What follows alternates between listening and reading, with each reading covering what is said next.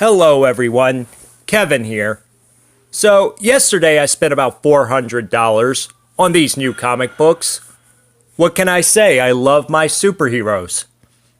But I would trade these books in today for 1 second to meet my newest hero. Check this out. I'm considerably larger than you, okay? If something happened, if I decided to attack you, it would take the cops 3 to 5 minutes to come here. Probably 10 if the traffic's bad. Actually, according to guard911.com, the average school shooting lasts about 12.5 minutes, while the average police response time to a school shooting is about 18 minutes. But I do like where this is going. What are you going to do now? What are you going to do now? Stop it! Yeah, stop. This is inappropriate, please. No, it's not inappropriate. It's not inappropriate. Okay? That's illegal! I want to know who the pussy was who yelled out, "That's illegal." There was nothing illegal about that. The man had a small folding knife that he pulled out of his pocket, completely legal to own, and he held it above his head and said, "Look, I am evil. I am standing in front of you.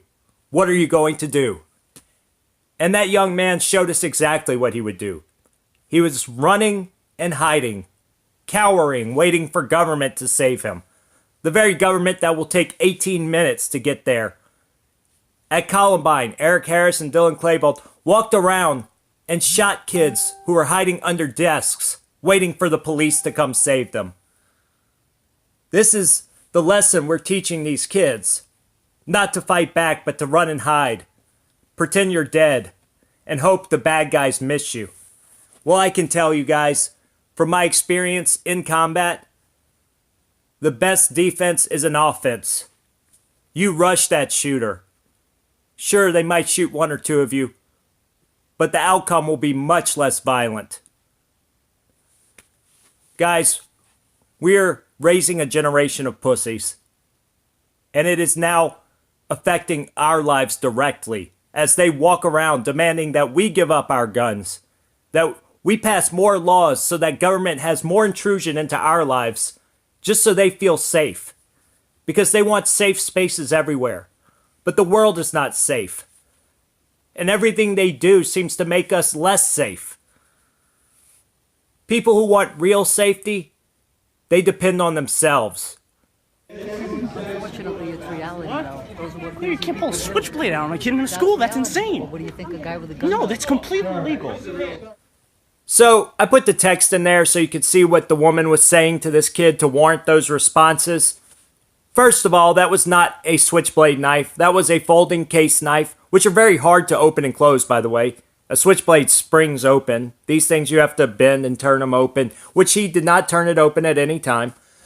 But second of all, what the woman said to that kid was so spot on and pointed out the fallacy of this whole thing. The kid goes, "That's illegal."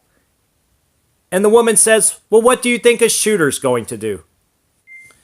And therein lies the rub, because a person intent on doing harm and violence is not going to stop because it is illegal. Violence is illegal. Doesn't stop anybody. Hell, Columbine, that was supposed to be a bomb attack. You never hear about it. Bombs have always been illegal to make. But those kids made dozens of pipe bombs. The most violent attack in recent history on Western soil was a truck attack that killed far more people than any mass shooting in U.S. history. But I don't see kids walking out of school to protest trucks. This is why we need security. This is why we need armed guards. No, this is why we Case of You not can't with get a this guy knife. out. What are you going to do? I just walked into the building with this. It's not a gun, but I can do a lot of damage with it. What are you going to do? I have 2 girls in this school. Sir, first, would you please? What are you going to do? I'm going to respond to you. I want to know. Would you first please? What are you going to do? Tell me. What are you going to do? Are these people insane? This guy has a switchblade in the classroom. That's ridiculous. That's completely illegal. And there you have it, as the adults in the room cheer on this modern hero. The child who's been pampered, spoiled, had his little tushy wiped by mommy every day. He stands in the corner cowering, saying that's illegal while he waits for government to save him. So now I ask you, who should determine policy in America? A bunch of spoiled, safe space wanting brats who cower in the corner and walk out of school every time something doesn't go their way? Or somebody like Big Papa Pocket Knife there, somebody who's lived life, who's been through the ups and downs and trials and tribulations of adulthood, and who knows what's best for these kids and for this country. I'm going with Big Papa Pocket Knife. Nice.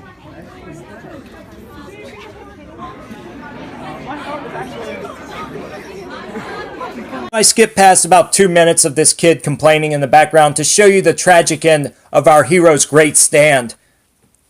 As they escort him off of the school grounds, it seems sad, but there is hope, guys. This could be the Bunker Hill of our new fight. Our fight to rid these schools of left-wing subversives. After yesterday watching these walkouts, I realize it is up to us to run for school board, to go to these PTA meetings, to do everything we can to get rid of these leftist subversives who focus more on indoctrination than education. Guys, follow me on Facebook, Kevin Cormier. You can watch my channels, InfoWars Stop the Purge and The Patriot Punk on YouTube. That's InfoWars Stop the Purge and The Patriot Punk. You can also see me on Dapperton's Liberty Network. I recommend you subscribe to all three. I'm outie.